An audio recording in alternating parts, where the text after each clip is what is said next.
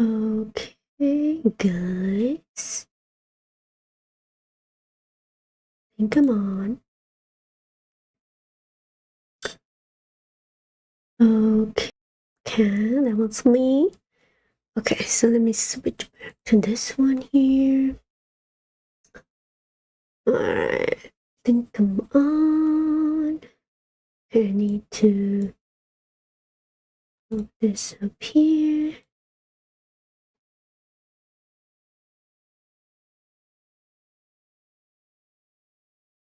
Emmanuel, thank you for joining. What's up?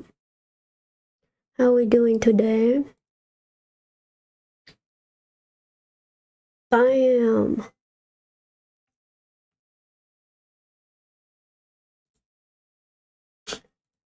Okay, so let's see.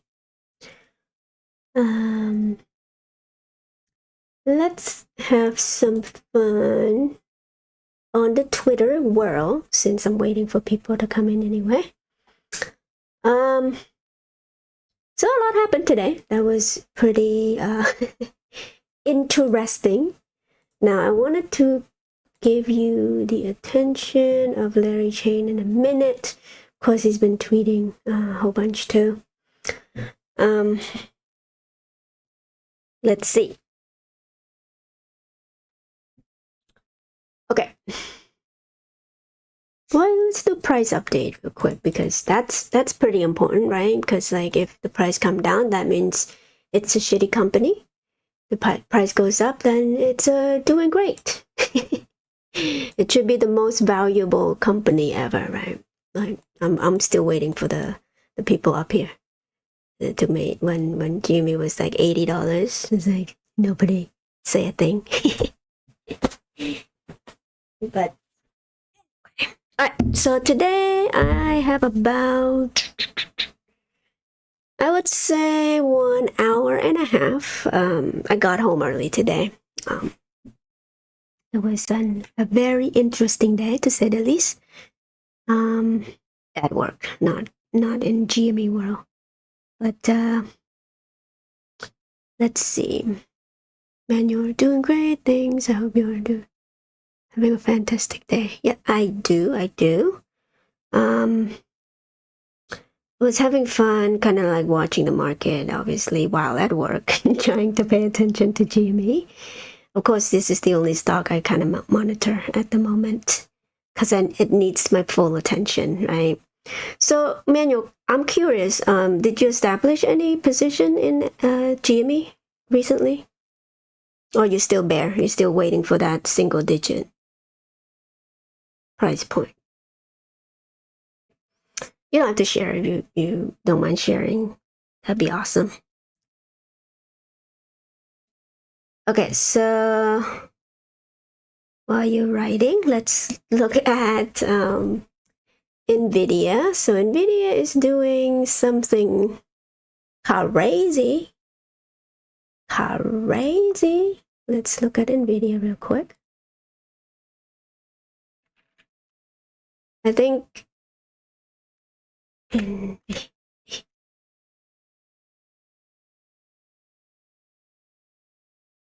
so they did an earnings and apparently they did great in earnings. And this is not after hours. How do I see after hours? I have not used Weibo in a long time on here.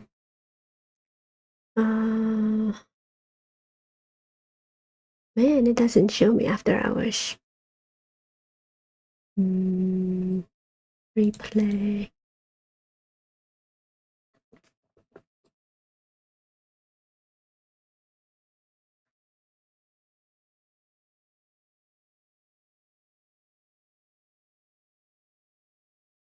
Yeah, I need to later on, I guess. But if you look at Robinhood right now, it's $1,011 a share right now.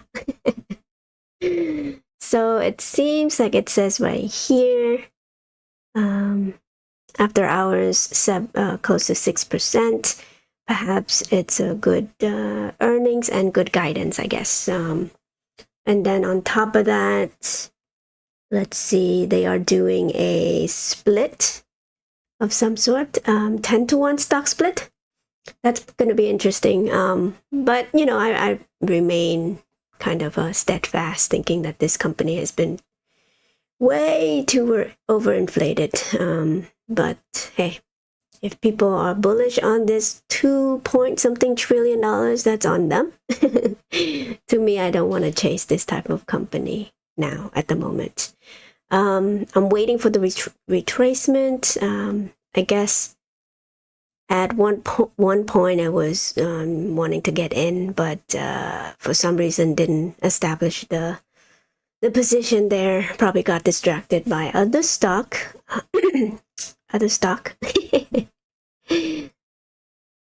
There I said I missed out. Should be fine. It is what it is. Okay. With this one though, okay, if you, of course, the analysts want you to think that it's coming to the top here. So I don't know how much extension it's gonna be experiencing. But that's like retracement, right? I might not. Okay, so that's a fib. So 1,500. Is it possible? Who knows? It could be.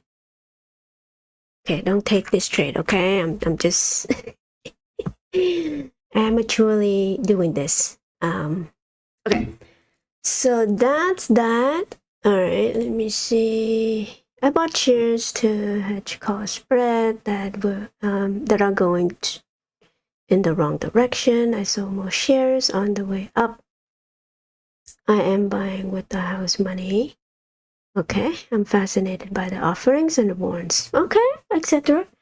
I know there's a lot of speculation out there, and anytime I speculate anything about GME, I just feel like it's gonna fall flat, right? I'm just gonna wait until what exactly is going to be announced. I know I was watching Uncle Bruce talking about how the warrants could be given to existing shareholders. That's pretty interesting to kind of like explore there, right? But again, I think Ryan Cohen, I trust him to do what is best for the company. As far as the price action, that it's institution, right? Like I don't think it's retail, rally over here. I bet you anything they know that they were going to ramp it up here already, in my opinion, right? When I say they, I just feel like it's just way too heavy at the bottom here. In my opinion, when they drop it down to 10, they didn't realize that there's, people are going to buy more, accumulating more and all that stuff, and trying to scare retail out of their position, obviously. And I'm sure some people lost a whole bunch of faith, perhaps writing covered call over here in order to, kind of recover some of that loss, but then got, blown up over here, perhaps, But, hey, it is the nature of the stock market. There's bull and there's bears, and the sentiment is again, like, depends on who's the strongest. And I think the bears is going to get wrecked on this one, because the fundamental of the company has been improving, to say the least, and the fact that there are influential figures coming in right now. I was shocked to find out that Robert Kennedy bought in, and he knew what's going on in that sense too. But again, hey, maybe I don't know how well versed he is about the market in and of itself. It's pretty interesting to see that coming to development, in that way. Now, is that going to elicit a lot of volume? Well, it seems so, in my opinion. Sorry. It seems like the unusual well and all that stuff coming up. There's a lot of volume on the call option side. I don't know if you've been following that. So let's see. Yeah, I can't even see anything over here. Right here. So there's a lot of posts over here. I guess, people are monitoring this. Now, of course, hey, I'm biased, right? Just be careful listening to me. I am, investing and also doing some trading myself too, selling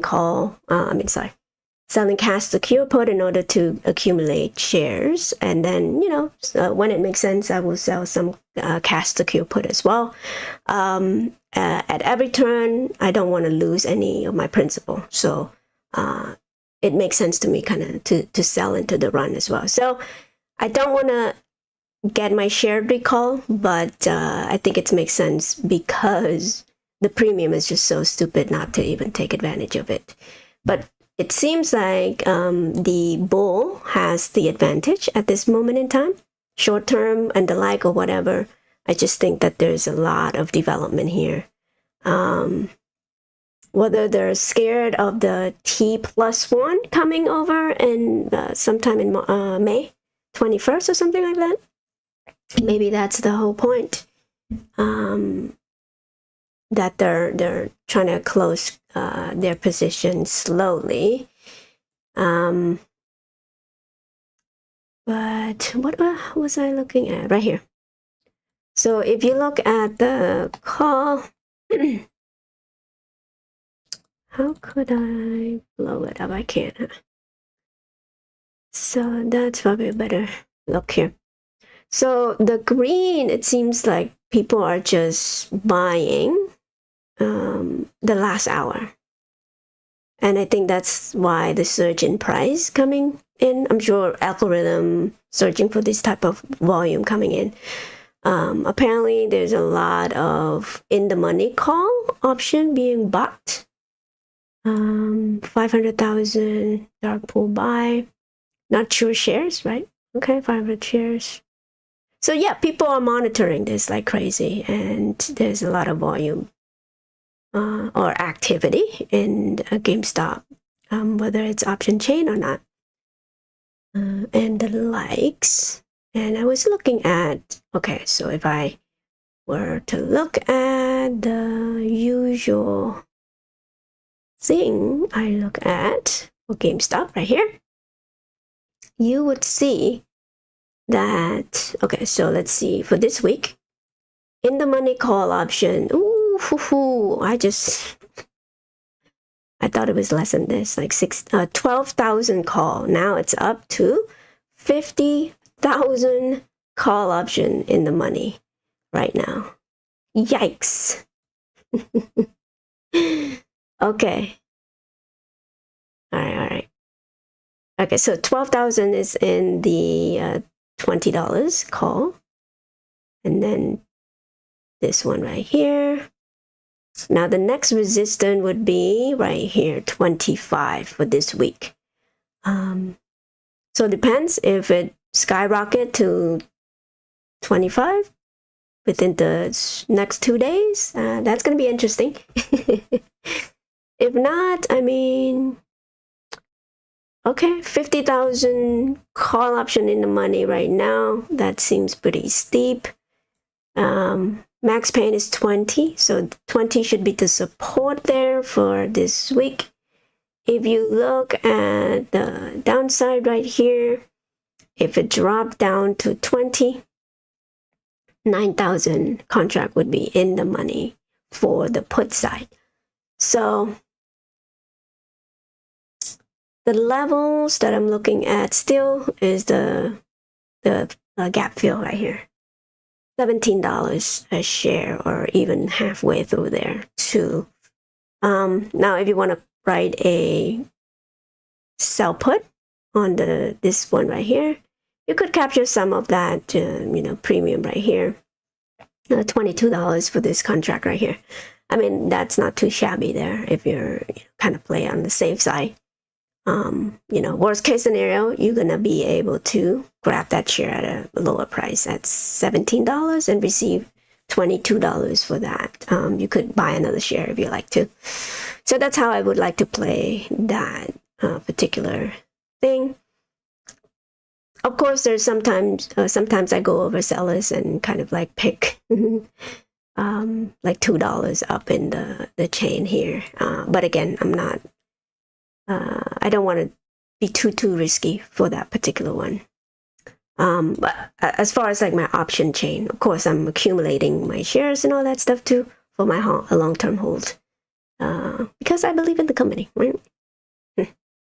So that's that. But if you look at the June 21st, that's still, a lot of call contract is in the money, but specifically, if you look at 20 right here, 34,000 contract in the money.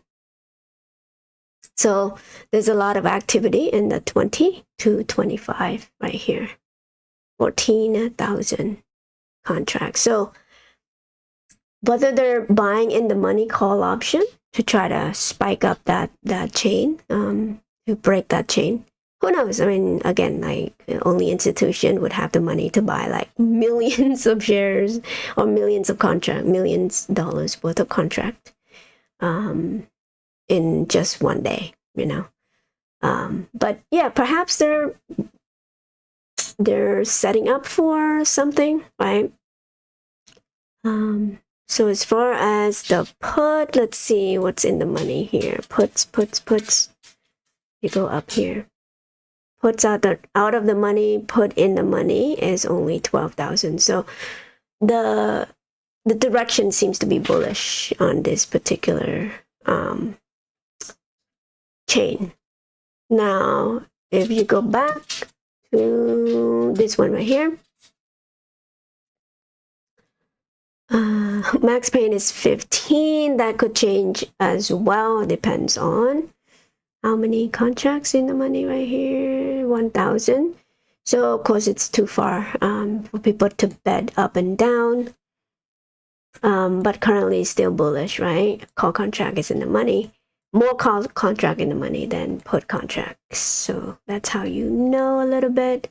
But again, that could change as well. I mean, there's I'm sure probably, if some institution want to short it, they will buy in the money put option to try to drive the price down temporarily. Who knows? I'm just speculating here. My speculation. I'm also fascinated by the timing of DFV. GME offering and departure. I know. I don't know. Again, like I could speculate a whole bunch of stuff. I don't know the ins and out of that particular thing. I mean, there's been speculation that his tweet was being bought by somebody else and he sold it to someone already.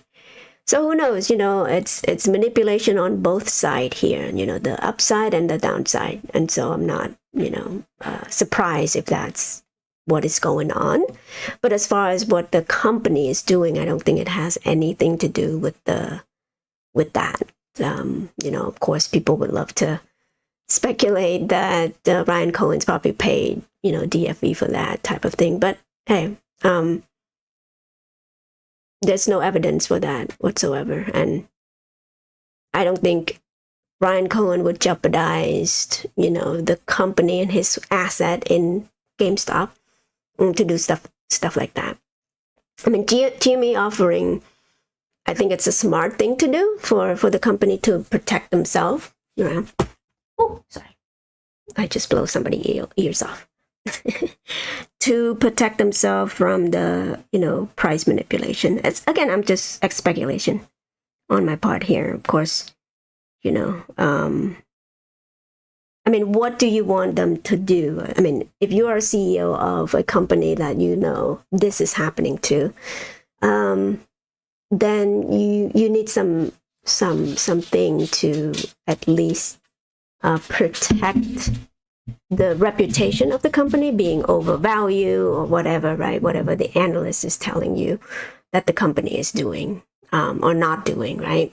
And so I think building like brick by brick type thing, and I don't think it's going to, do anything for the squeeze per se. And I was looking at some of the articles a couple of days ago when they did that share offering file. Hold on, let me see. When the filing is coming, it seems like they are telling you or the audience that GME already sold, like as if they already sold. Tony De Niro was saying that too. Hi Sharon, thank you. I heard there's a lot of action for next month. Yeah, for June 21st. That's the one I show you. But also, my point is like there's a lot of misinformation about this company, and this is what clue me in. That's perhaps there's something here that they don't want you to see, right? There's a lot of concerted effort to let people know somehow this company already dilute this much shares. But if you read the language that is being put in front of you right here, the company has not sell their share yet. We may issue and sell up to that point from time to time, through the sales agent, okay? And so, and then they tell you they're going to put, for acquisition or for anything that aligns with the company policy on, investment policy. And so pending is used to describe above, short-term interest bearing. So they're telling you they could put it in an interest bearing, like marketable security. But as if now there's no filing yet and all that stuff, right? When companies sell shares, they have to file, and there's no filing yet. So that means to me that they have not sold anything yet. So to say that, $1 billion diluting already, like Tony De Niro, obviously, right? He's trying to say that GME shareholder is dumb and stupid or whatever. And then, I can't put words in his mouth, but I think there's a concerted effort to bring everybody into AMC rather than GME for whatever reason. So you could, derive your own conclusion from that. I have my own. So, but again, as far as that share dilution, quote unquote, they have not sold anything yet. And my point is, I'm sure they're probably waiting for that price action to ensue, and the company's going to add more money into their balance sheets, right? And as far as the warrant thing that you're mentioning, Manuel, that's also interesting too. If what Uncle Bruce is telling, in his video, go check him out. I don't want to play his content or anything, but if that's an idea that is put forth, that's a good idea as well. But I don't know how that would play out though. So rather than speculating, I'm just gonna wait until the filing comes and we'll look at it together. I'm sure algorithms searching for all those things before anyone has an eyes on it. So but as of now, I feel like we have the right protection either from the downside or the upside, right? As I stated before, the squeeze is not really good for the fundamental of the company per se, because they could just say, hey, the company is overvalued, the company shouldn't be traded at $1,000 a share or $500 a share. But what if the company could sell, into that run at $100, $200, $300 a share? What then? What if they could raise $5-6 billion from that run, right? You could dream about that, right? But the worst case scenario, though, let's say they have not sold, no filing quite yet, and they sold anytime, let's see, within this price action right here. Let's speculate a little bit, huh? I know I'm trying to avoid speculation here, but let's say he's the dumbest person in the whole world, all right? Like Ryan Cohen sold Monday at the bottom, right there. Say $19. Yeah, just for good laugh, right? Let's say he said, I mean, he's such a dumbass, and he sold at $19, right, a share. They still would pull in this much, and that would give them $2 billion in the bank, right? Close to $2 billion in the bank. So that's, again, I mean, speculation, worst case scenario, they already sold. That's not much worse at all. To me, anything this leadership is doing is to protect the asset of the company. And he's here for the long term. He's not here just to play around, doing things and, you know, footsie with the investor here. I'm sure he's building a legacy, and you know, monopoly. Maybe, I don't know, monopoly in the gaming space. Hopefully, right? We could only hope. But I think, again, to operate in this way, in this environment, I mean, I just saw Target being traded like a freaking, what is it? Their stock price. Let's switch gear a little bit here. The stock price for Target, it was down 10% because their revenue was missing by 1%. The top line revenue wasn't like, it kind of flat, right?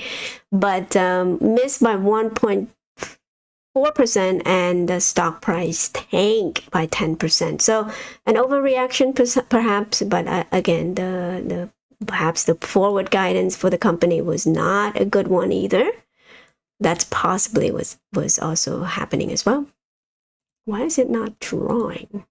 Makes no sense. But anyway, and so that was interesting too. But if you read, but hold on, let me kind of play this one right here. It's kind of telling too about the whole economy at large in terms of retailer.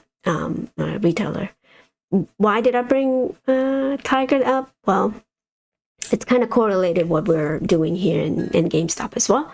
We're a retailer, and we are kind of experiencing the revenue declines, but I'm sure our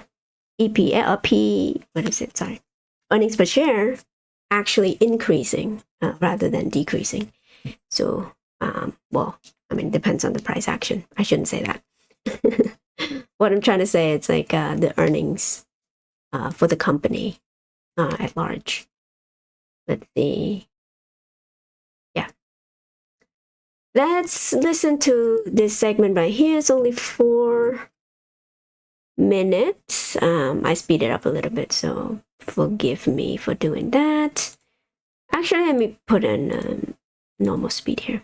Starting to see some big names make changes. Yeah, companies like Target and Michaels recently announced that they were lowering prices on thousands of their items. And groceries and other household items are actually cheaper now than they were last year. That's according to the Labor Department. So what's behind the trend? Joining us now to tell us what's behind it is CBS News contributor Javier David. He's managing editor of business and markets at Axios. So look, I know it's good, but call me cynical. There's got to be a reason that these big names like Target are lowering prices of some goods. I mean, it can't just be out of the goodness of their hearts. Look, we've hit a... Yeah, that's true. Consumer has been crushed, you know, by the inflation, and the inflation data obviously is not, it's not good, right? I'm sure there's some people who've been kind of comparing the price of McDonald's, compare the price of course, they love to kind of blame it on the $20 minimum wage increase or whatever, or fast food worker increase in wages, but I don't think that ensue a 4 times the amount that it used to be. I need to find that video. But anyway, the price raises, I mean, the rise in food prices does not coincide with the inflation data. The tipping point. The public is just fed up with paying more. Bigger brands realize there's only so much they can pass along in higher costs. And look, make no mistake, a lot of these companies are paying a lot more for everything. There's like a surge in commodity prices and all of these input things that companies use to make their goods and sell their goods, and it's costing them more. And it's just easier to pass those costs along to the consumer. But as I said, we've hit a tipping point, and there's a lot to be said for brand loyalty. So the idea is there's certain lengths that customers or companies are willing to go to in order to get customers, and more importantly, just kind of keep them spending. So generally speaking, prices don't fall broadly unless there's a broad lack of demand, which is what we call deflation in economics. But therein is kind of the rub, right? The feature of this is, this inflation over the last few years that people are grumbling about high prices, but they keep paying them. And now people are like, okay, you know what? Enough's enough. So the idea is lower prices on some of the things you're going to need, like bread and milk, and then maybe people will spend a little more on the things they don't need. Maybe, but Target has really been feeling this wrath for a while. In fact, we had a whole conversation about these mid-tier retailers and how they're really taking the hit. We talked about this. Luxury retailers, they're fine. People are still spending a lot of money on luxury items. Exactly. Well, I mean, if you think about it, who feel more rich? The, people who own assets. That's why luxury goods and services have been up, because their stock, portfolio has been going up. But for people who don't own stocks or anything like that, the main street, the bulk of the economy that, Congress should be paying attention to, they don't. They don't have anything. Inflation has been inflating their pocket away. And so wage hasn't even kept up with that. So how are they going to be able to purchase anything, necessity even? Shelter has been up. Anything that you need to survive has been going up like crazy. So as a regular person who doesn't own any stock, bond, or whatever, right? I don't think they're going to be able to survive longer. And that's why you see all of these companies scrambling to lowering price in order to get people to buy stuff from them. Because otherwise, they would have to close down stores, shenanigans and all that stuff, or borrow more money, or couldn't make as much money in order to cover the interest payment that they're, indebted of.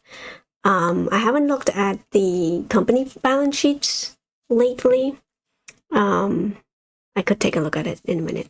Tier retailers, their customers have dropped down to the lower tier. Target customers are shopping at Walmart now. Right. It's been like that for a while, and so now they're finally pivoting.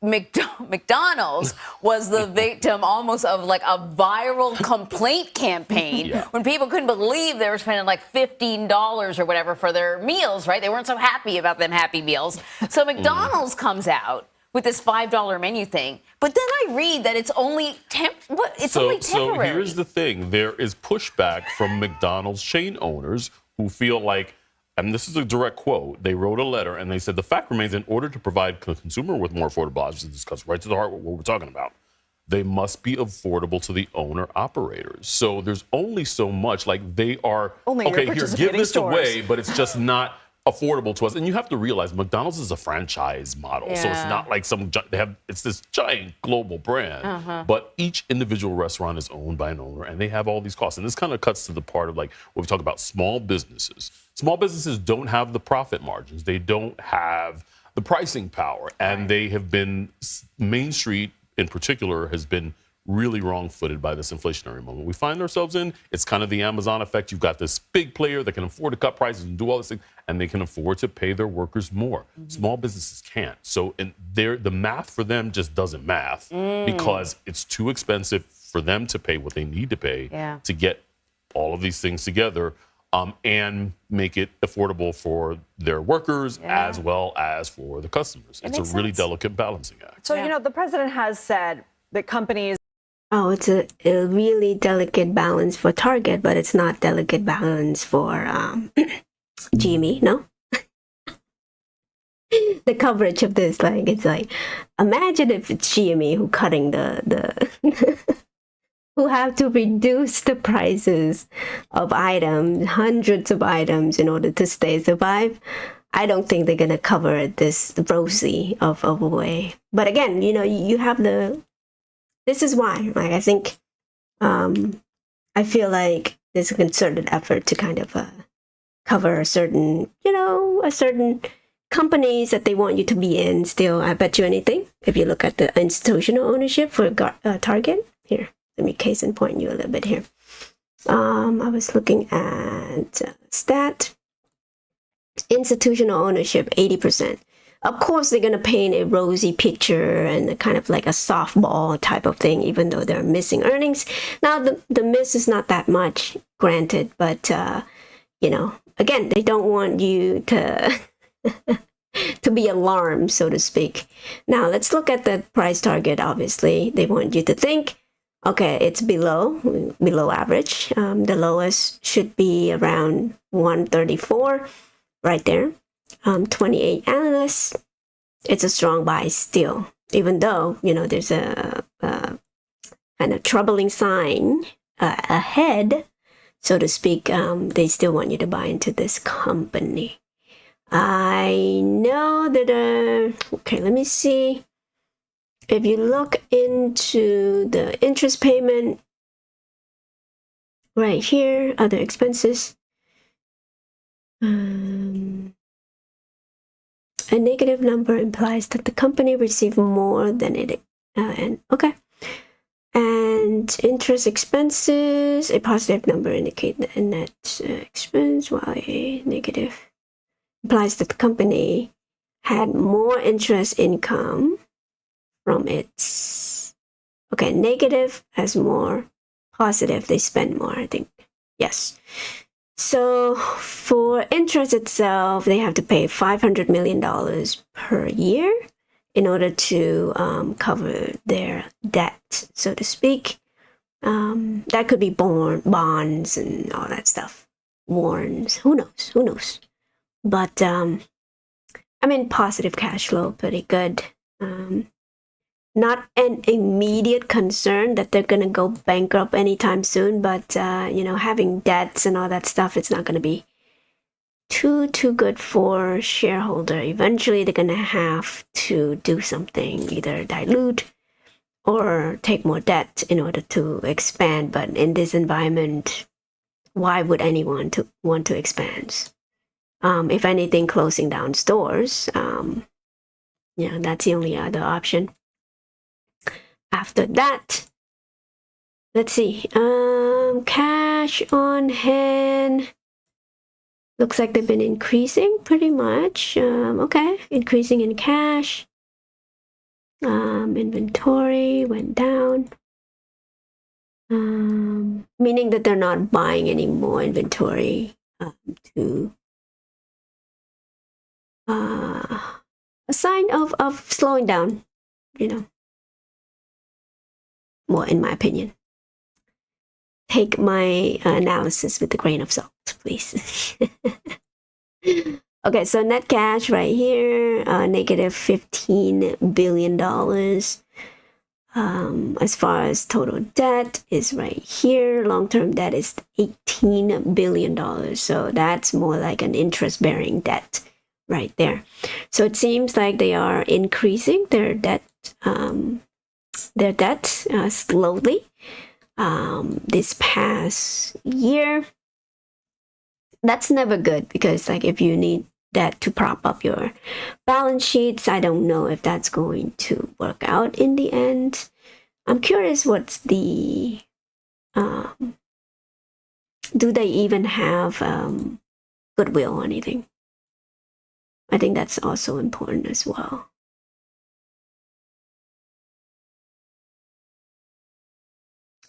I don't see it here, so perhaps not. So right now, per share, $29 per share. So if you do the calculation there, oops, the heck? No, class not register. Okay, I need to fix that.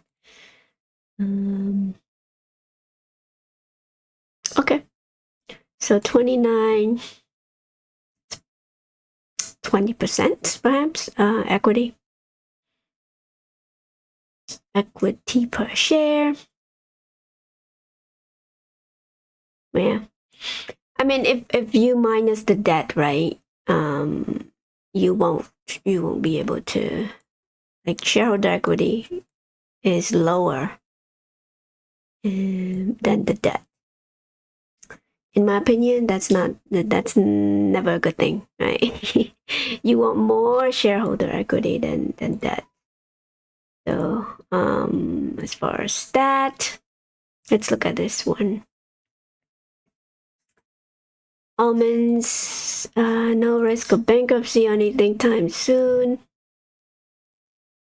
At least, again, a show of downtrend, right? Of retail in particular. So that's going to hurt us a little bit here because we're in that sector as well. That's just my point there. That's why I brought Target up to the discussion.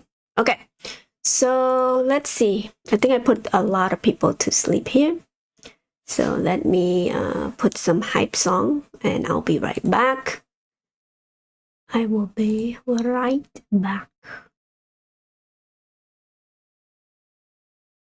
And then I'm going to cover some... Hold on one second. Okay, before that, I know it's an amazing song.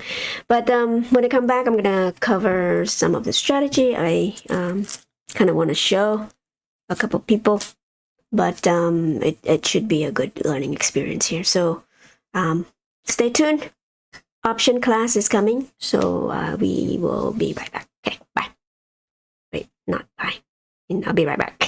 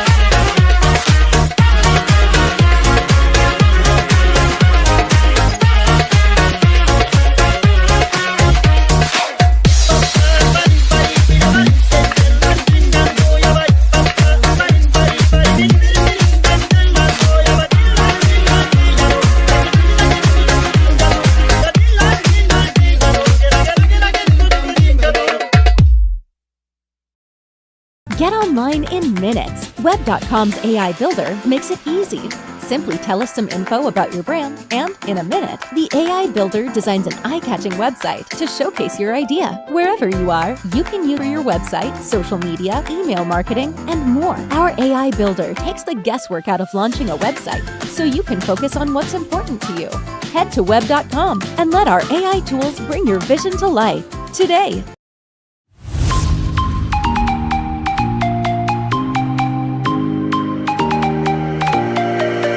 There once was a stock that put to sea. The name of the stock was GME. The price blew up and the shorts dipped down. Hold my bully boys, hold.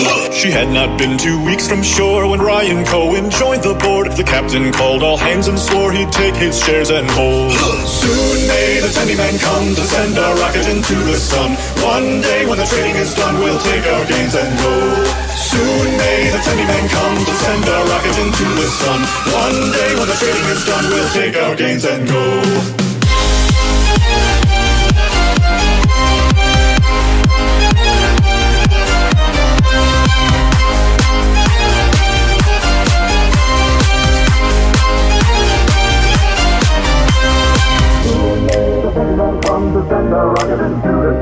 One day when the trading is done, we'll take our gains and go.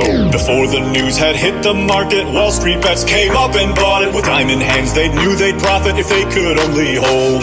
No deals were cut, no shorts were squeezed. The captain's mind was not on greed, but he belonged to the artist's creed. He took the risk to hold. Soon may the penny man come to send our rocket into the sun. One day when the trading is done, we'll take our gains and go. Soon may the penny man come to send our rocket into the sun. One day when the trading is done, we'll take our gains and go.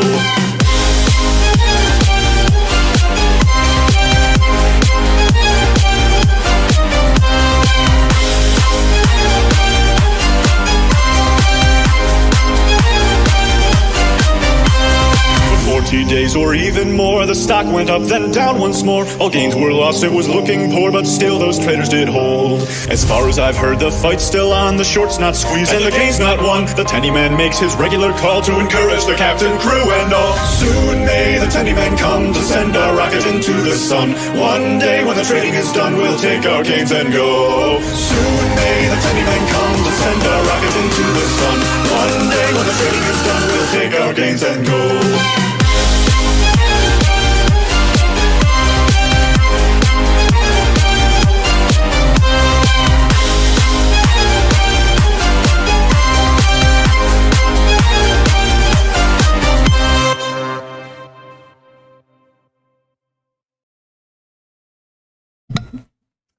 All right, I am back. Okay, so as promised, I was just scrolling. Have some fun over here. I don't think there's anything new coming. Of course, Kramer's is all over there. Let me see, hang in there. But yeah, Ron Kitty hasn't been tweeting. I'm sure, it's gonna be a timely tweet at some point. But yeah, it's like even with all of these volumes spike, the price hasn't done anything much whatsoever. And maybe that's the calm before the storm type thing. Who knows? That could possibly happen. But so the IV usually pump when there's expected volatility, right? And so for this one, as an option buyer, you are going to pay a lot more. So this is why I do an option sell. I sell option to people who would love to borrow my collateral. And since I don't mind owning the share of GME at a cheaper price than it's traded, I do that. Now it's still a risk, right, on my end, but the risk is me holding GME.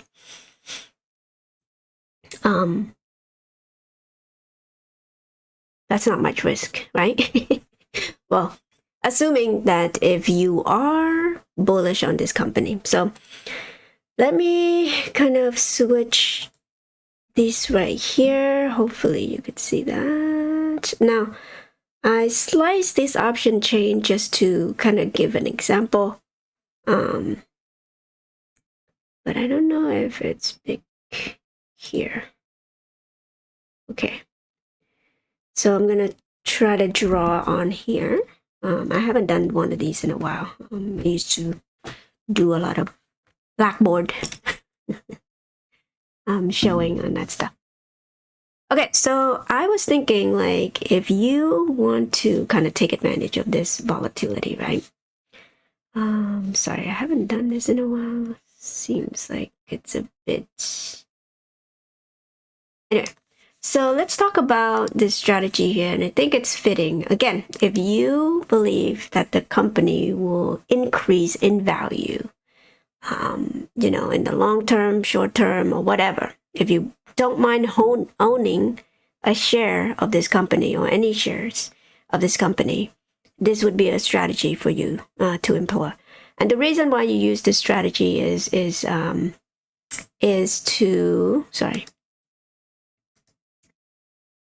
to accumulate shares at a lower risk, right?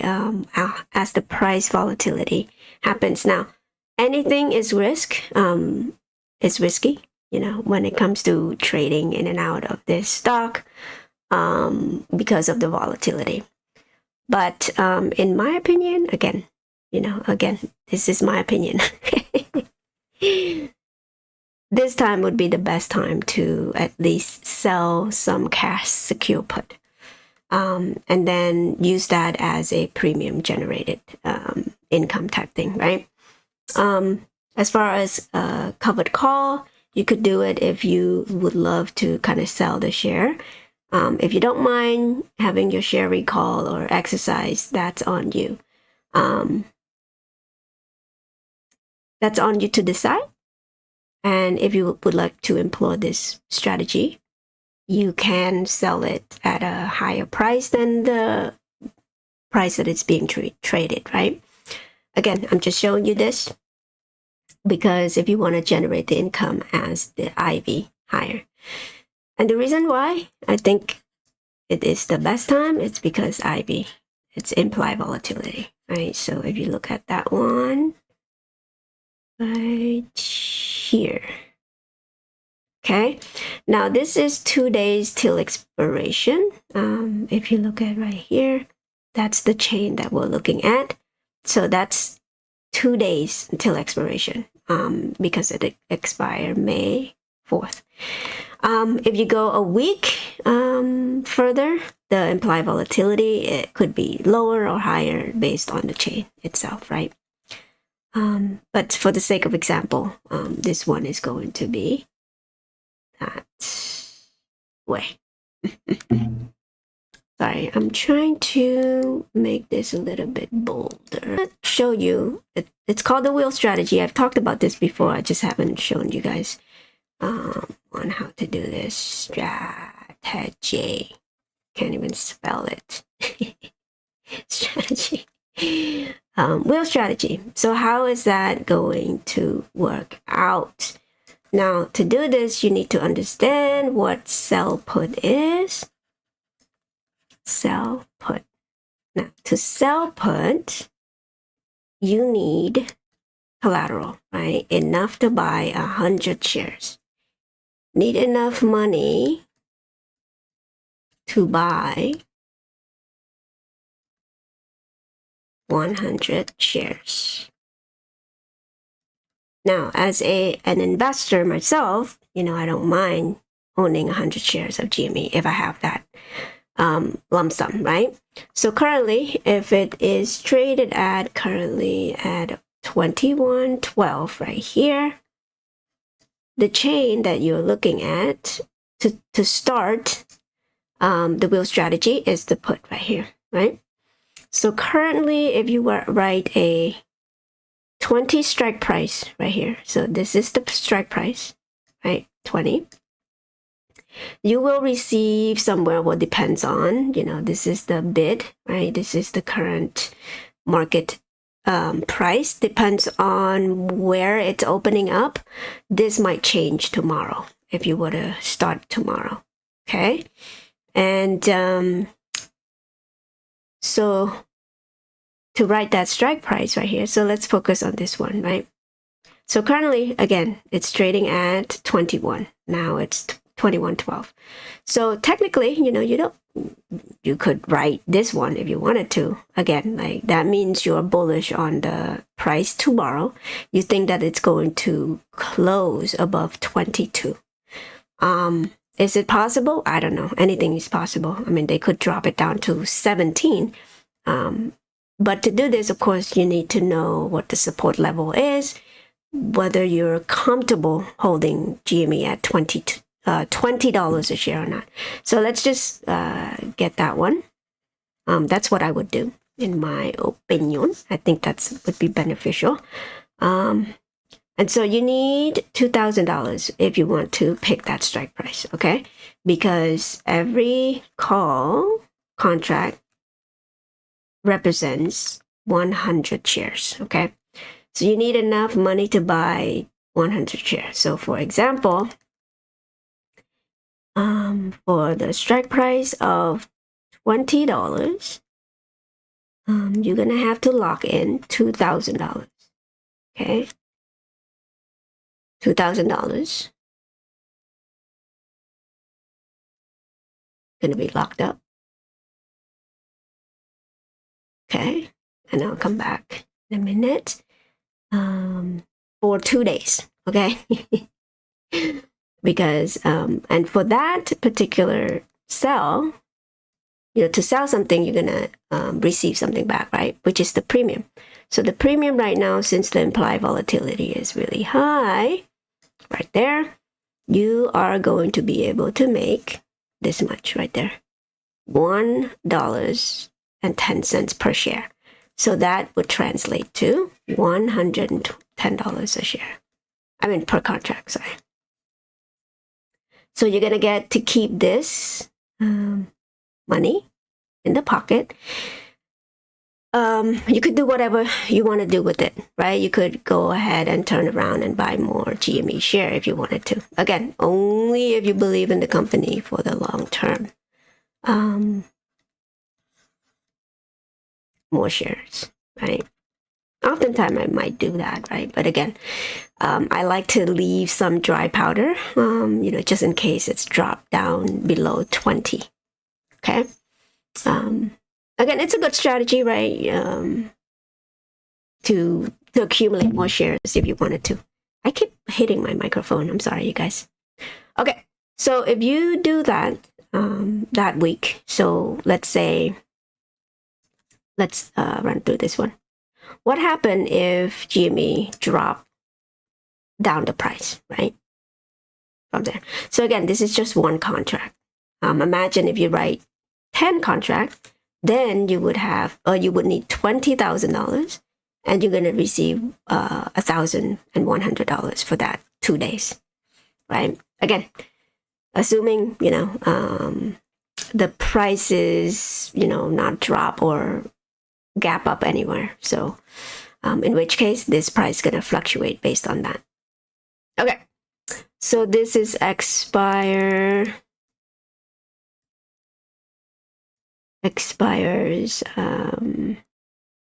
May 24th, right? Only 2 days from now. Okay, so what happens if the price traded by Friday, end of close Friday, drop from this current price to $19? Let's do that. Right? Now, if it dropped down to this, what happened to your call? What happened to this contract? Assuming that you don't close early, you just let it expire, then this would happen. You would have to be forced to buy GME at $20, and you will own.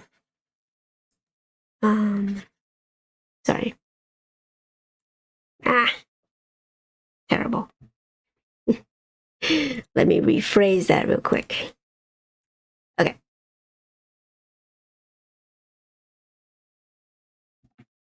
Okay. So you would be forced to exercise your contract. Okay. So that means you have to buy GME. You will own 100 shares of GME at $20, right? So this collateral will turn into 100 shares. Pretty shabby. I mean, pretty nice, right? But now that the value of the share has decreased, that 100 shares would only give you, if you were to sell it at that price, obviously, 1,900. Remember, you start with 2, right? But guess what? You receive this premium. So whatever you did with that premium, assuming that you didn't buy the share at whatever 21, right away, you won't lose anything. And so with this one, assuming that you didn't do anything with it, you would receive that. So technically, with that price drop, you don't lose anything. It's just that this value is locked in the share of GME, right? Equates to 100 shares. Okay, so that's one method right there. Now, to make the wheels work, what you do is turn around and do a sell call. Okay, now you have to wait until next week to do so. So with that chain, of course, current price right now, assuming that GMEs will drop down to $19. Sorry. What am I doing? Right there. Boom, right?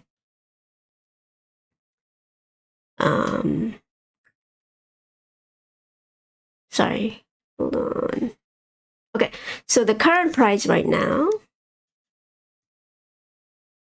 is at 19, right? So now you go to the other chain to sell call. To sell call, you need 100 share, since you already have it over there because you got exercise, right? You could turn around and do covered call. So what strike price would make sense? To me, again, if you don't care to sell GameStop 100 shares at 20, you could do that. But you could pick any strike price you want. Let's say you go crazy and it's like, okay, GME is going to go to, $30, right? Which is possible. I mean, I'm not saying in a week. In 1 week, you do that accordingly. Okay, so assuming, of course, with the implied volatility, it's very hard for me to kind of get the right price, for the option. You have to, again, open up. Let's just assume you're going to get $100 from this strike price. Again, it could be changed, right? Depends on where it trade at. Tomorrow, or by the time you exercise, or next week or whatever. But assuming that you're going to get $100 for that particular contract premium. Okay. In that case, you would turn around and say, hey, I have 100 share of GME that I, got here from selling put last week. So this week, I'm going to pick sell call at $30, right? Strike price.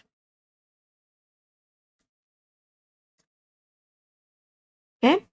When you do that, you are willing to sell GME at this one by the time of the expiration date in 1 week.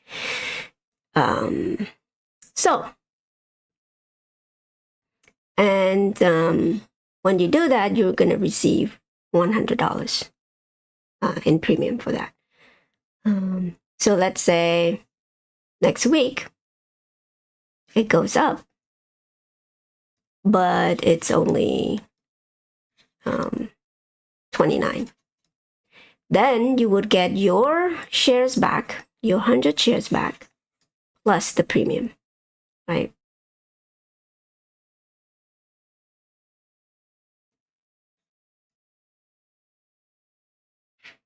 Yes. So I hope that makes sense. At every turn, though, and if you get exercise, that means you're going to receive $3,000.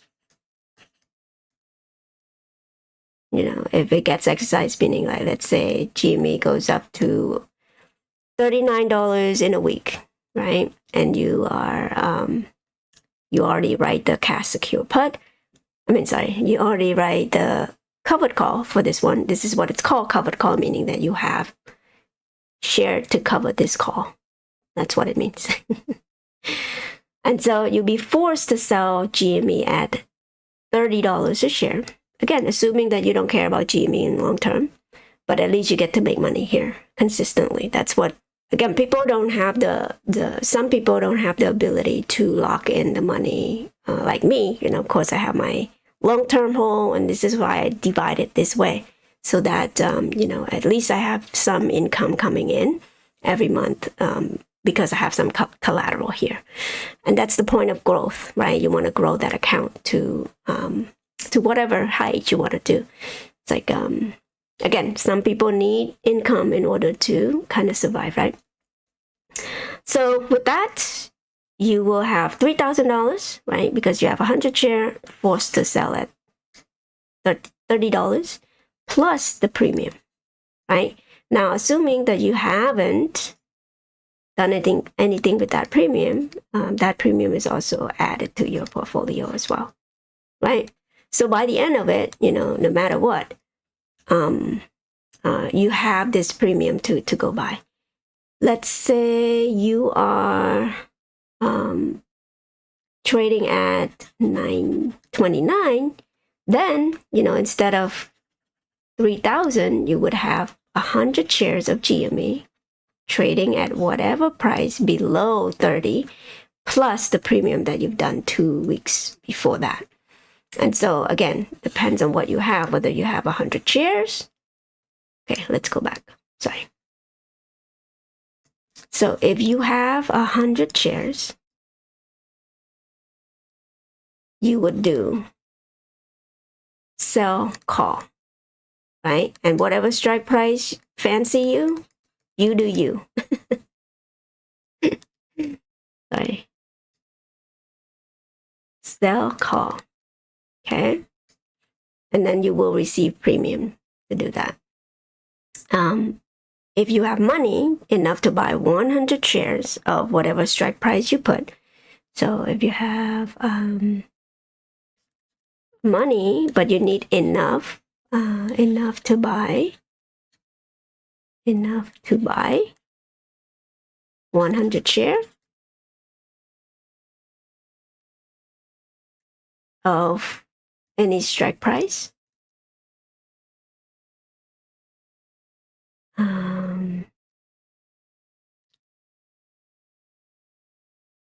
Strike price, then you do sell put. I hope that makes sense. So in summary, that should work. Now, let's go back to this one. What happened if this doesn't hit? Let's say it closed above the strike price for the sell put. Then you would be able to get your $2,000 back. Okay, $2,000 back to do whatever you need to do, plus the premium.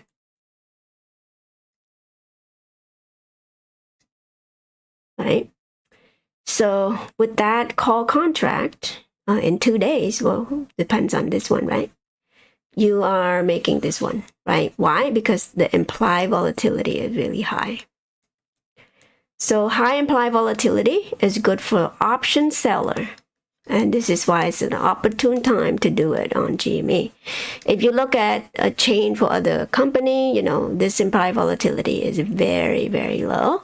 And so for you to make money on option, it's not going to work. As far as option buyer, yes, you could make a boatload of money, but you could risk a lot as well, because you're going to have to pay a lot and in the option in order to make anything. And if all of a sudden implied volatility goes down dramatically, for whatever reason, no more volume coming into the stocks. For some reason, it was crush. So that's called IV crush. It's very dangerous for call option buyers, right? And so that's why, like, when the volume coming in, hey, Michael, thank you for joining in. So when the volume coming in is like this type of things, right? It's probably institutional, right? Because they understand the IV crush and why are they buying in the money call option? Perhaps, again, to push that price higher. And again, there's both sides being played here. These type of like volume doesn't, look at that, 53 contract being ask too, right? Meaning that they don't care what price it is. They're just gonna buy it at that time. And that could be a market maker as well, to try to, again, bear trap, right? That could be another reason for them to buy it at, a very close to 1 o'clock. That's when the market closed, right? Before market close. To try to trap more people in, and then they could drop down the price. So again, shaking retail out. Whoever day trading this, they think that they got it, over here. Let me see. There you go.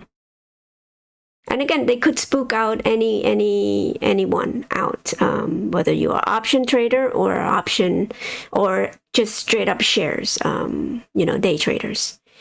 That's why, again, day traders usually lose oftentimes because they can't time the market just right, unless you know how to do, technical analysis and all that stuff. But that's very complicated for the rest of us to understand how that would work.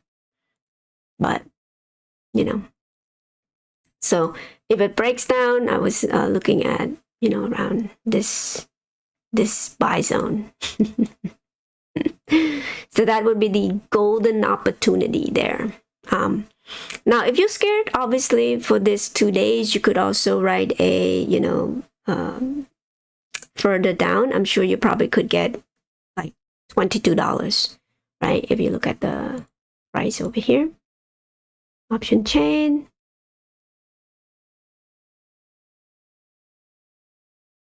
Right there. So if you sell call, no, this is not in the money. Hold on. Cash secure put right here. If you do a cash secure put right now, right here, sell put at $17. Oh, hold on, let me switch it back. So look at this. So if you do it $17 or even $18, you're gonna get $37 dollars currently if it opens that way. But again, this option is going to erode in value so quickly. Depends on where you are at or where it stopped at by the time of your expiration date. So I think the support is going to be around 20 right there. You see 9,000 contract is right there. So if it go into the money, then the put side is going to win. And market maker love to end the price at around the max pain right there. So I don't think they're going to be able to bring it down, so to speak. But option for GME has been kind of skewed to the bullish side for a while. I think for 3 years I've been monitoring this particular company for a little bit. Okay, so if you look at the volume, I wonder if they already update this. See, they still haven't updated this, to be determined. As far as the number of volume, oh my god, GME to the moon.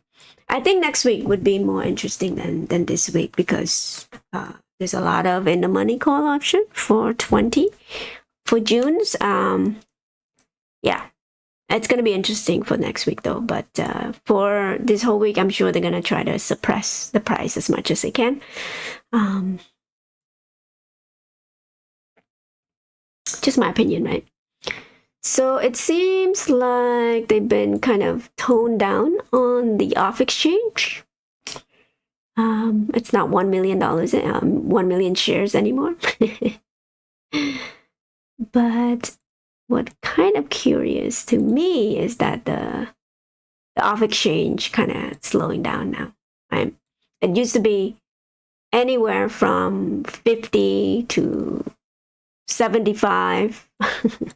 Now it's down to like 20. But if you look at the volume instead of the percentage, the share being shorted is still a lot. 57 million, 52 million, 5 millions. So that's interesting, right?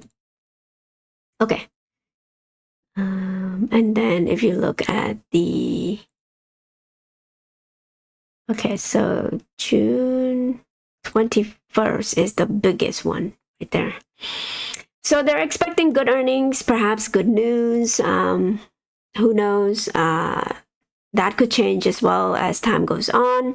Perhaps the next subsequent chain is going to have more and more call option to be bought or sold to the masses, right? Who knows? Again, like in my opinion, I think market maker are the one that are trying to scrambling for shares here in this company. But I really think something big is coming here. Now with JFK, John F. Kennedy, getting in. I was looking for some tweets here.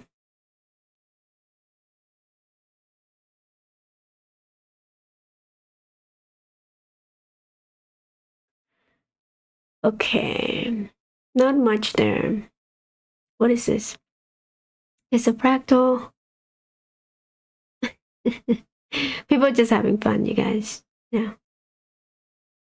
There we go, investing in GameStop. It was way up, and now this week, RFK Jr. says he's investing $24,000 or something into GameStop. Is this something that serious investors should also follow him into? Robert Kennedy buying GameStop to me is hilarious. And somebody on his team is telling him to do this to keep himself inserted in the headlines. But should the average investor or any investor of any kind invest in GameStop?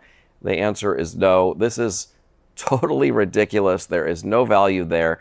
This is a company that is not worth putting $1 in. I hope some people took a lesson from the last go round.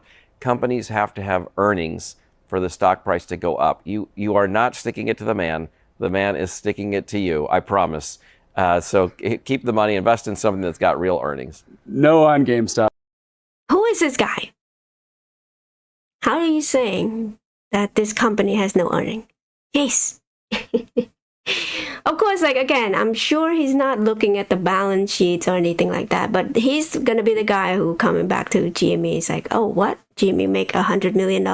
What? In 2 years, watch. What? GME just make what? Just invest in what company? And they are able to generate what, how much, huh? $10 million? In 2 days? No, I'm kidding. I don't know, again, like to say that they don't make any money, it's just ignorant, pure ignorant. I don't know who this guy is, but apparently some institution investor or whatever. But let's listen in a little bit more.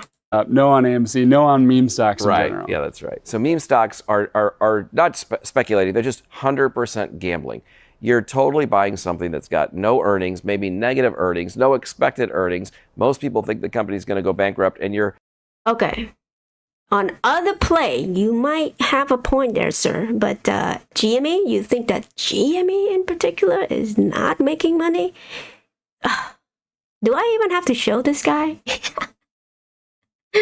Now, either he is pure ignoramus or just pure evil. They're just misleading into you, into the the masses. And again, this is why it's so difficult to tell people, hey, look at the balance sheet. How is this not making money?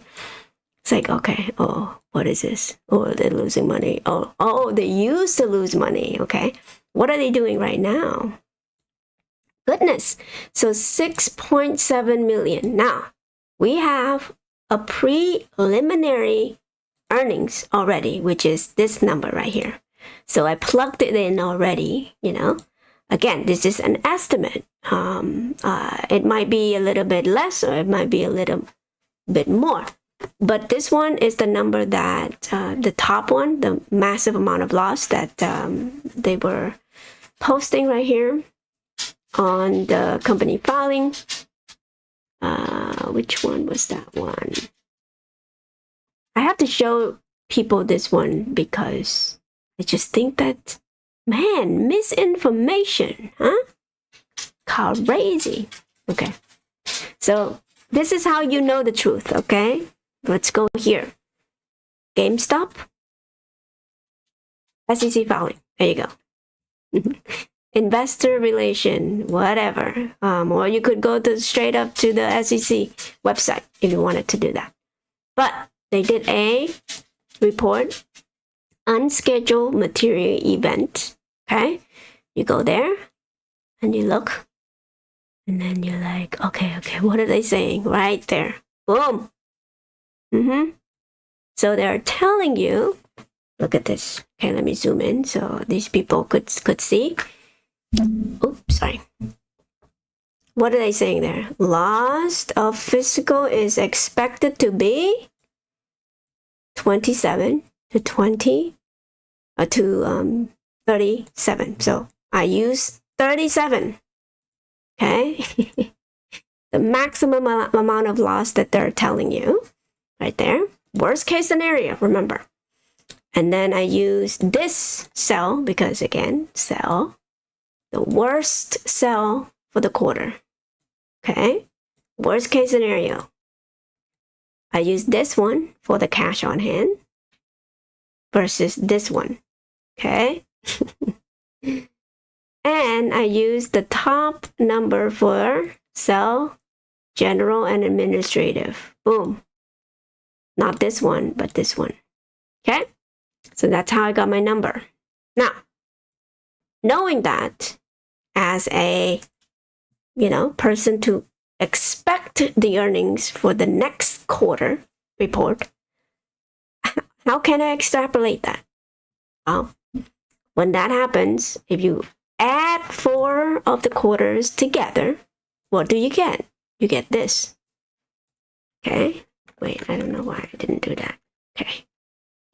Let's do that. Tap. There you go.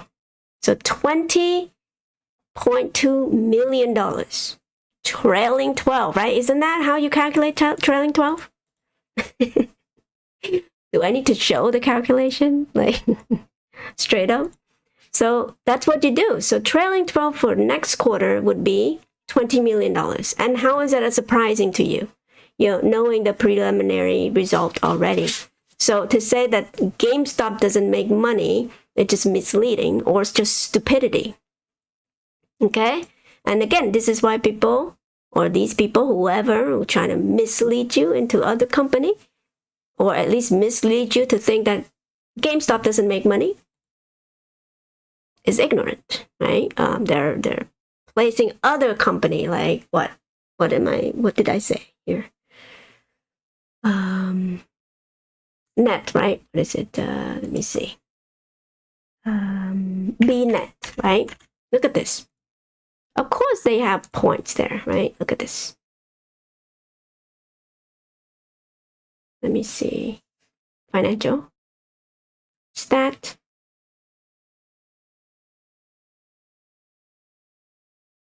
Where the hell did I see the earnings? Oh, summary. Overview. So they would push this type of company in front of people. Like I'm sure my comments, I saw it in my comment. Let me show you. Honestly, It's ridiculous. Is it a bot? I don't know. But why this particular company was pumped 2 days ago in my video. Roaring Kitty is now in Bed Bath & Beyond. Bed Bath & Beyond, I'm sorry. Roaring Kitty is now on BNet. Barnes & Noble, right? And they're telling me, oh, volume is coming. Da, da, da, da, da, da, da, da. Now, full disclosure, I did make a selling put on some of the option because the implied volatility was like 600%. And today I was closing it for a profit. So it's ridiculous. So, but, you know, I'm not saying you can't make money off of this run, but to say that these companies are the same as GME is not. It's not the same thing. And then these people just spreading lies. Who is this guy? You know? Investing in it supposedly to catch some hedge fund manager off balance, and maybe you do along the way, but it's not about the hedge fund manager, it's about you.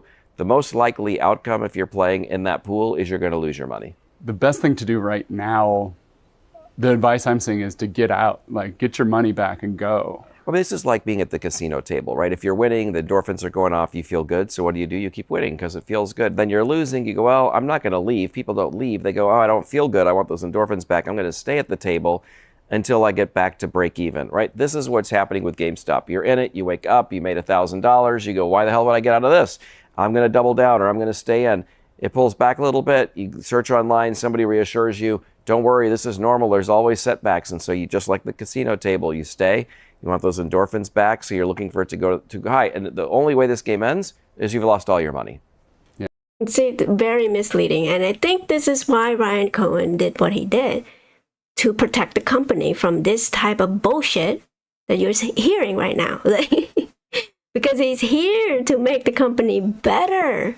You know, he's building this company from the ground up. He's already been, you know, improving the health of this company massively. And still, until this day, there's still people like this who's telling you, oh, the company doesn't make $1, without even look into the balance sheet himself. I bet you anything he doesn't know anything about the balance sheets. All right? Because saying that with the, you know, smug in his face, like crazy, man. But anyway, I'm just fired up. Sorry. My bad. But hey, actually people like that is going to kind of deter people from investing in this company. Hence, keeping the price low for me to accumulate as much as I can. That's actually a good thing for me anyway, in the long run. But yeah, keep these people coming. I'm sure, you know, I'm going to convince a lot of people to, I don't think selling, you know, like if people want to sell or whatever, it's going to, you know, deter people from investing in the company. Like the more people who knows about this company, they're going to come running. And I'm sure institution knows about this company already. That's why you see all that spike in call option to try to shake retail out, because this company is setting to do something amazing here, or on its way, you know, at the very least decade to come. Yeah. And so imagine if they're Q1, they already posting $20 million in the plus. Second quarter, look at second quarter, much better than third quarter. And the fact that they're, you know, decreasing, you know, look, operation expenses, much less than Q2 of last year. What do you think happened to the next Q2? It's going to be perhaps even less, right? But then, hopefully, they're going to be able to increase their revenue. Now, I know it's like, how are they making money? Well, they're setting up for, you know, greeting cards. Like, this is valuable for them, and at least you're going to increase in foot traffic and all that stuff. This is good. Now, I know there's inherent risk for this as well, but let's think about it a minute here. Again, like I would not spend $700 for this at all. But there was a video that I watched let's go look at it for a minute. Hold on, let me kind of look at it for you here. He's talking about how challenge that the trading card, unless the employee knows anything about, there's some risks to that. Like they might not even know how to grade the card and all that stuff, or how to handle the card, or how valuable it is, and that people who come to sell to them might scam them, out of the trading card and all that stuff. But hold on, I'm looking for that video that I saw just now. It's pretty informative too, but again, it's a balance right here. PSA grading card being offered is a brilliant idea. Yes, of course, I know that. Like, again, it's increased in foot traffic to try to get more customer to come into the store and look at other items. Obviously, we sell other items as well, like DVD, Blu-ray, and all that stuff. To add on the shelf. But more importantly, I think this point right here bringing up by this gentleman. Okay, let's hold on. Rowing is boring and hard, but it's a full body. So he bring up a good point about recession. Now I'm gonna kind of play in the middle of his video. You could go and kind of click on his video, check him out, Alpha Investment. So let's kind of listen in. I know I'm gonna jump. Used items are pre-owned if you're in the video game or the board game, like that kind of cycle, because the margins are very, very different. You can ask anyone who's actually works at a corporate, anything in the video game world who does brick and mortar. A new video game that's in GameStop for $60, a brand new game like that will cost GameStop $45 to $50. So their margin, and they got to pay credit card fees, processing, their margin on selling a new video game is awful. But then that $60 video game, if you open it up and play it for 10 minutes, or you just walk out of the store, stand in the hallway, open the seal, walk back and hand it to them, that $60 game, they're going to give you $15 for it. Then they're going to turn around and take that $15 game and list it, instead of 60 being new, it'll be used for 40 for 50. So suddenly, instead of making $5 on a new game, they'll make $30, $40 on a used game. That is the business model of brick and mortar and that kind of ecosystem. And that's why, that's why we're doing physical rather than, we're still staying with that theme of, refurbish and all that stuff. High profit margin item. Yeah, in my opinion, again, in the recession time, think about like how I think secondhand stores is going to be booming in the next couple years because people just simply don't have the money to spend anymore, right? And so unless the Federal Reserve just print money more, at least, or lower the rate really quick, the economy is not going to boom quite. But if they do, again, that inflation cycle is going to kick in again. I don't know if they're going to be able to kind of tame it at this point in time. And so they were thinking about rate hike, not rate cut. Hike one more time to try to, again, tame that inflation. And so it's going to be a win-win situation here for GameStop to still be in that physical footprint, or at least, selling the physical game aspect of things, or used video game. And with this trading card, let's kind of listen in more. Now, I'm not really sure the long-term plan of it. Like, is this going to be their angle until they get burned on a bunch of fake cards or slabs? The videos I've seen about 3 or 4 on YouTube now of people going to GameStop doing this. And bless those employees. The employees that work there, young, old, male, female, black, white, skinny, fat, purple hair, Rudy's, lack of hair. All these employees, like in the videos I've seen, they almost look like they're like crap. They don't know how to handle it, And I feel bad for the employees because I can tell they just don't, like they knew about it, but they don't have the specialized training understanding. Like I saw one clip where the employee was taking the slab card and he had like his scanner. He's like, do I scan the barcode? He's looking at it, he holds it up to the light. And, like these people have no idea.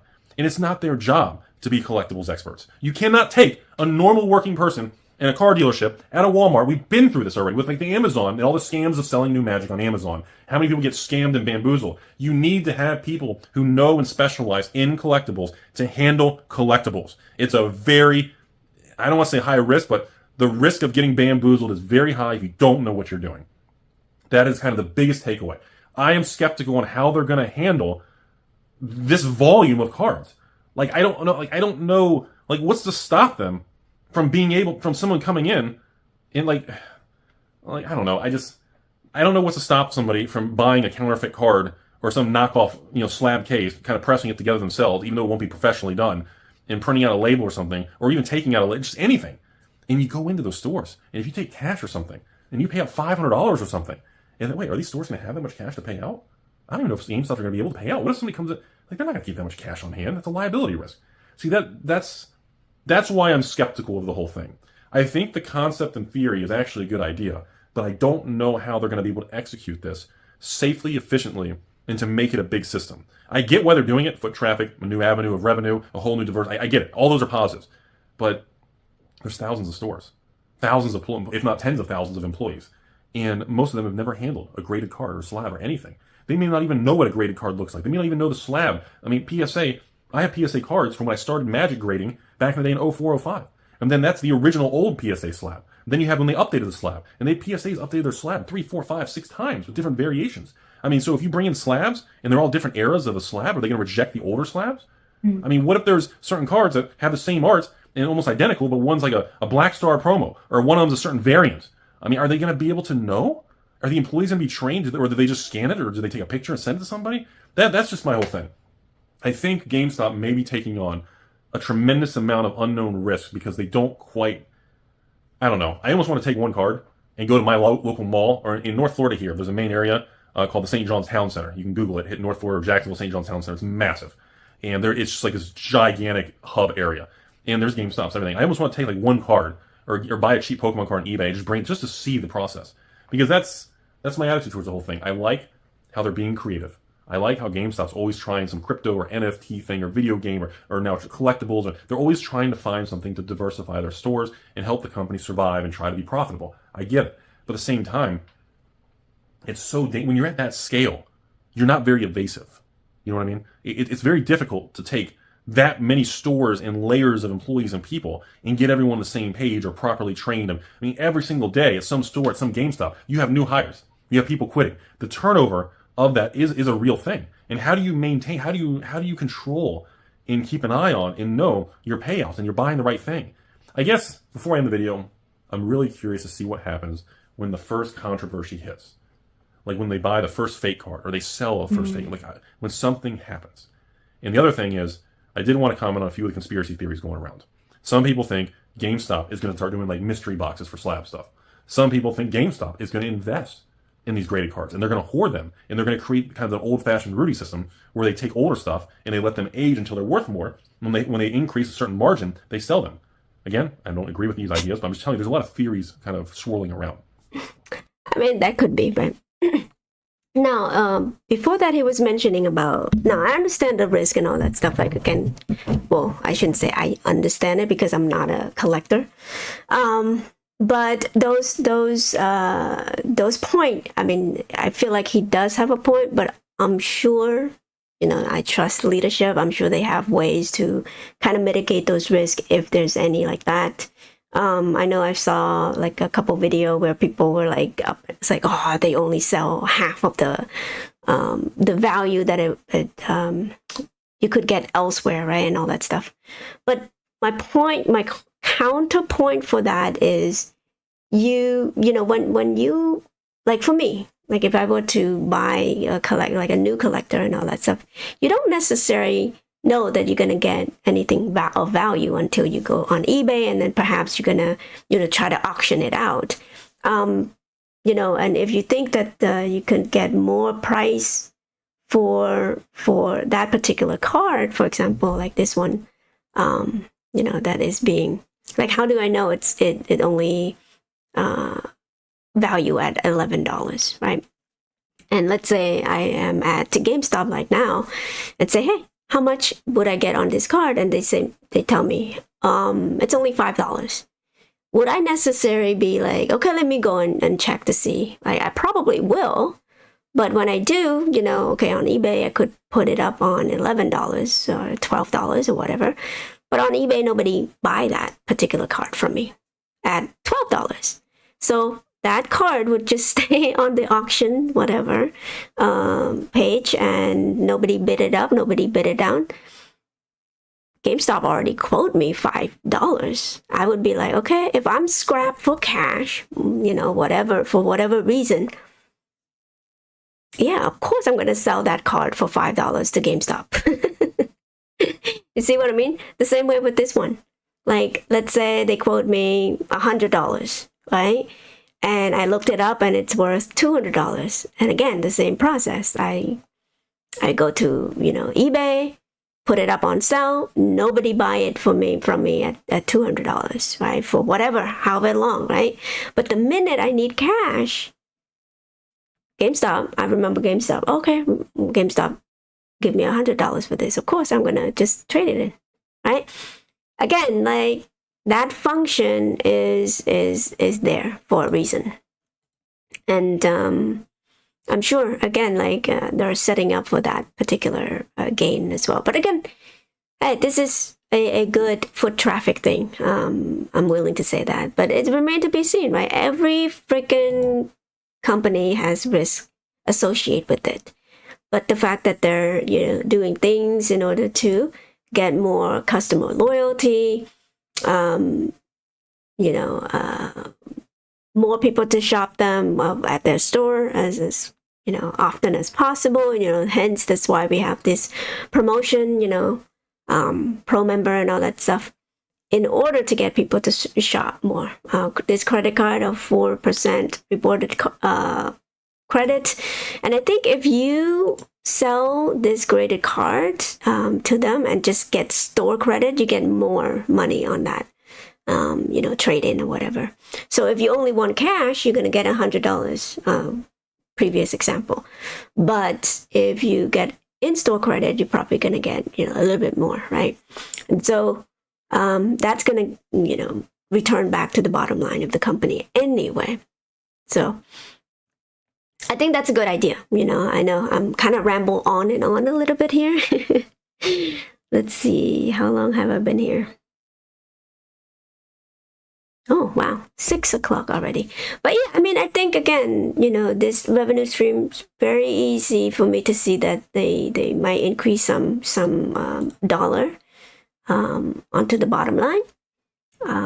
Perhaps again, this is why people are stampeding in. You know, institution perhaps is trying to get their hands on the shares of GameStop as quickly as possible before the good announcements, acquisition, mergers, and all that stuff. You know, depends on what they buy. The stock price might crash when that happens. But then, you know, again, they've done this many times where they crash the stock on good news to try to scare more people, thinking, oh, this is a terrible news, right? Remember, back here, this particular earnings, they make money right here. Profitable for the first time in trailing 12. Okay. They still drop the price down.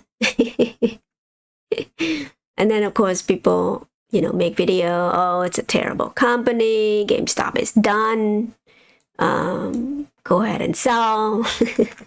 All kinds of stuff, right? And then when it's up here right there, oh, retail is back. Roaring Kitty is back. Oh, look, he tweet, just one tweet sent this company goes up to price. Nah, they wanted to see how many people would sell at this high price right here, right? And guess what? If you look at OBV, look at this indicator right there. You see how many people sold? Not much, not much. Okay, let's zoom in a little bit here. zoom in. Right there. Sorry. Let's go back.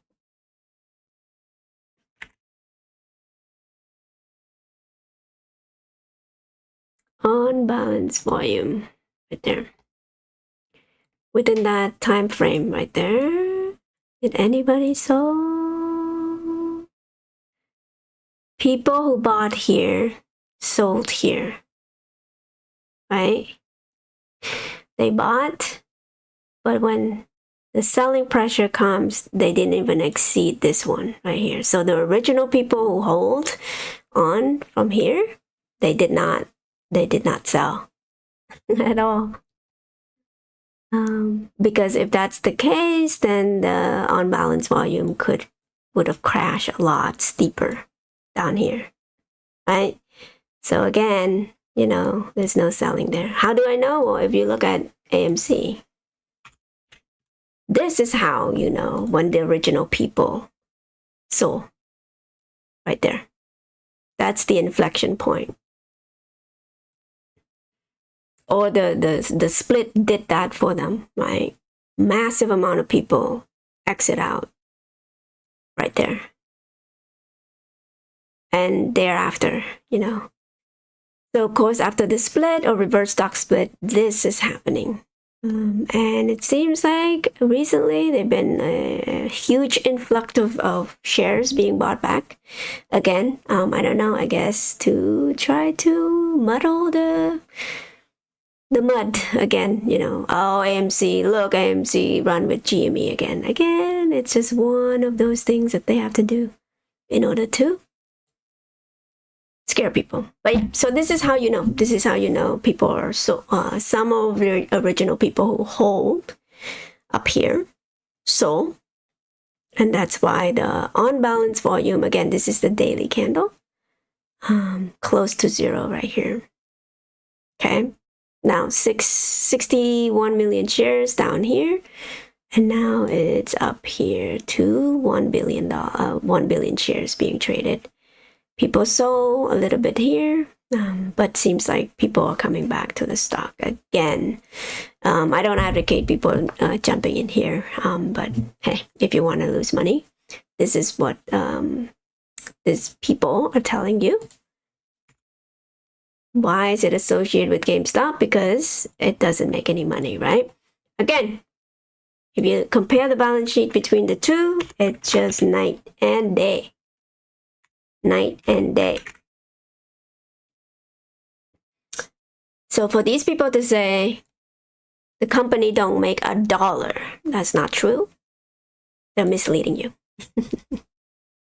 All right, so that's that. Okay, let's just finish the last 15 seconds, see what these people are telling you. Yeah, that makes sense. And I love the slight shade you threw on. It's not even speculation with meme stocks. It's just gambling. That sounds true to me. Yeah. Well, thanks a lot, Peter. Oh, it sounds true. I'm sure it's so true to you, huh? Sell GameStop at all costs. Why are you holding on to this share? It's gambling. Company doesn't make money. Okay? All right. So again, if you believe in the narrative, of course you're gonna not look into the balance sheet itself. And to me, this is an opportunity because I know the company. I know the company is going through a transition. Of course, they're not gonna make $1 gazillion yet. But they will find those revenue streams that will increase in the profit margin, right? It's the business in and of itself here.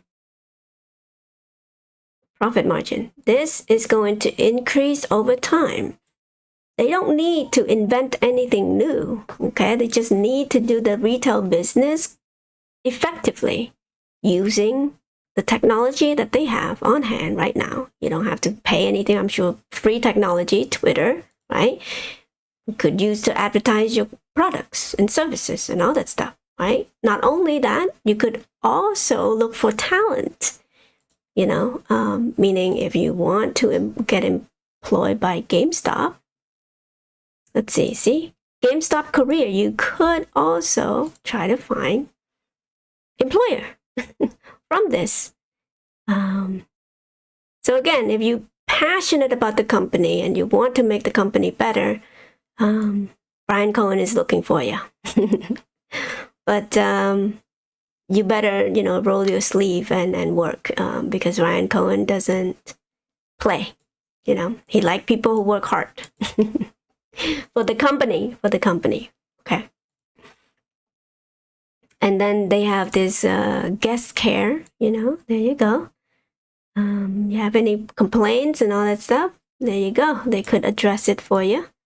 Again, like using technology, this is for free too, right? And then they have Italy one. This is in Europe.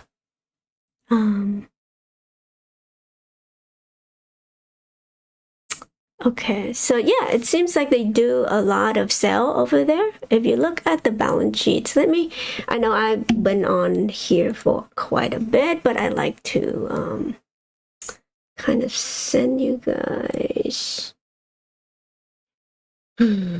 Let's see. Off in a minute, but I want to see the balance sheet on the last earnings. Was it March 6th?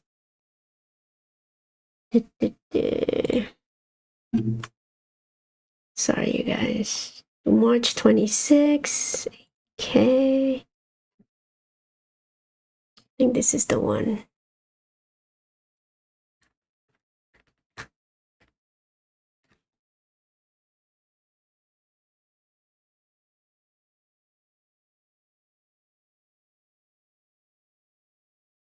Is this the earning one?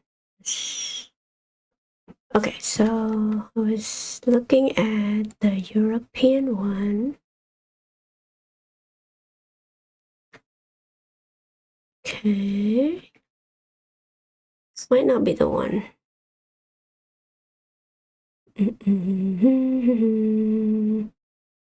Probably 10K. Weekend.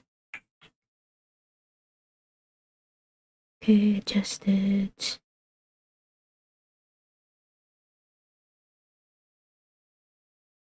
Cash flow. Sorry, this is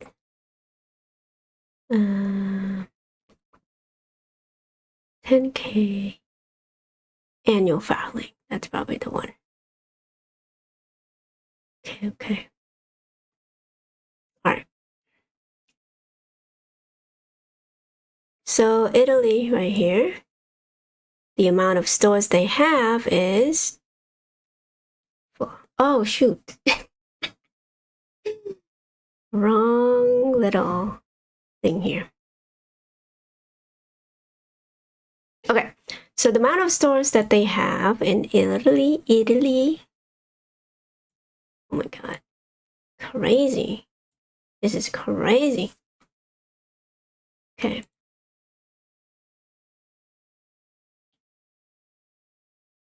I need to do a separate video on this one because this is gonna be drawn out. But real quick though, see, number of stores, 264 store in Italy. Another one, France. So total 647 store in Europe. Okay, sector. So, okay, in Europe. And I want to bring that to attention because if you look at in Europe, it seems like they are making a whole bunch of money there. Okay, currently we're down to 41.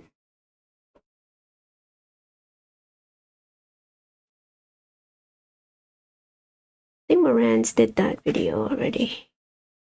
Okay. Let's look at that. Okay, so Europe, right there.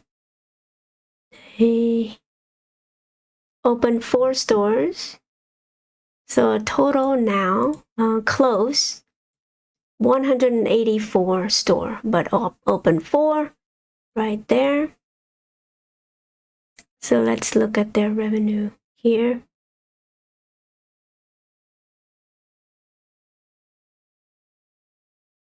European, not Australia, sorry, Europe. Boom. So they did something right there. So, there you go. 14% of the revenue comes from that plus. So they might have kind of strike some formula there. $100 million. So yeah, there you go. European, I mean, they could probably expand in other country.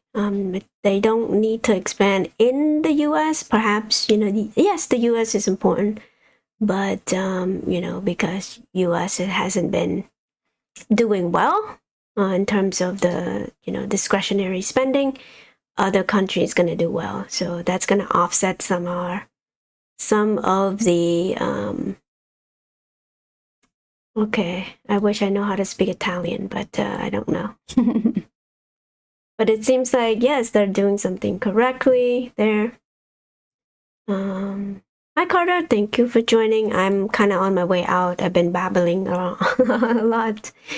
Not much. You didn't miss much, so don't waste your time. Let's see. So yeah, they have the Assassin's Creed here. A lot. Italian. So this is Italian. I'm sure they have one from France too, right? Gamestop it.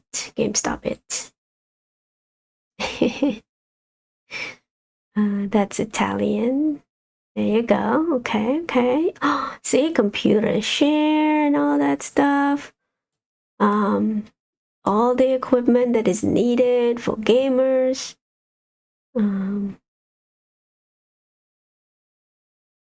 Yeah, I mean, they sell stuff like that over there.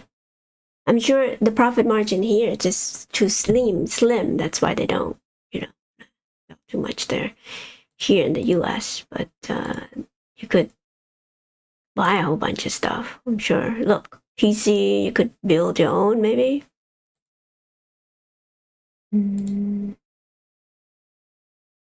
Probably could charge people more because they know how to build it up.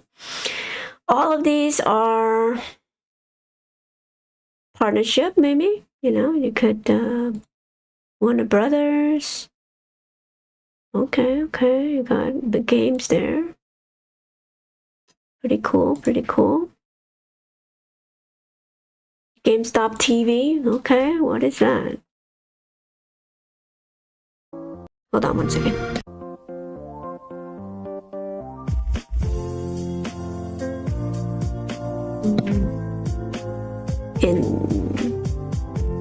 Okay.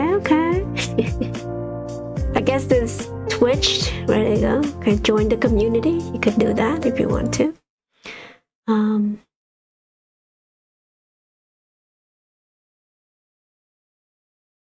Yeah, I mean, Magic, The Gathering.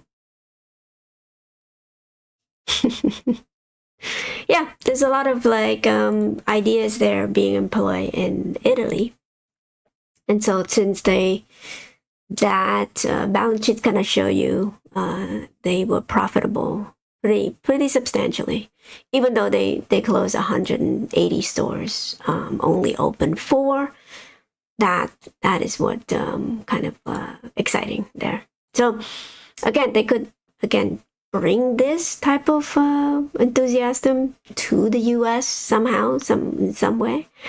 But of course, people who live in Europe is acting differently than the US. So I'm sure in every country they have different things to be excited about.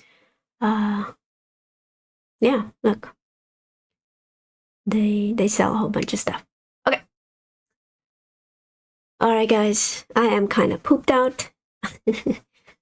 I'm not sure. I'm not sure if I would be back tomorrow or anything, but I might be slicing some of the video out from my past video just to, again, kind of reiterate the fact that we're doing well as a company, and to kind of dispel some of this notion that somehow we don't make any money, and the whole Robert Kennedy buying in, it's just pure gambling because this company doesn't make any money. That's just stupid. Like, who said shit like that and still get away with it? I don't respect people like that because, again, like, they don't look into the balance sheet themselves and they just say it just to say it because other people say it too. Like, ridiculous. But anyway, Carter, I will rewatch anything too much negativity around not watching your stream. Okay.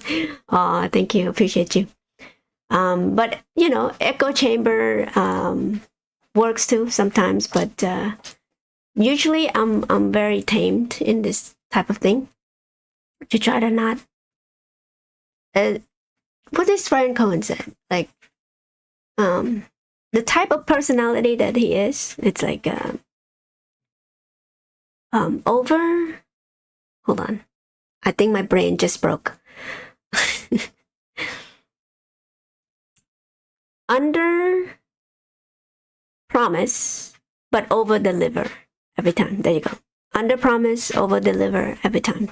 I like people like that. So now I hope he gives some guidance, but if not, okay, let's buy the stock at a cheaper price and just expect the price to go down so that we could get more of this share. But yeah, I mean, pretty exciting that he's buying more and know what's going on with the whole market, right? Just so you know, he didn't say he buy AMC, although he did kind of tag AMC, but he did not buy AMC. He said he buy into GameStop, okay? GameStop. All right, you guys. I have to go before my boy is just completely gone. I will see you tomorrow, maybe not.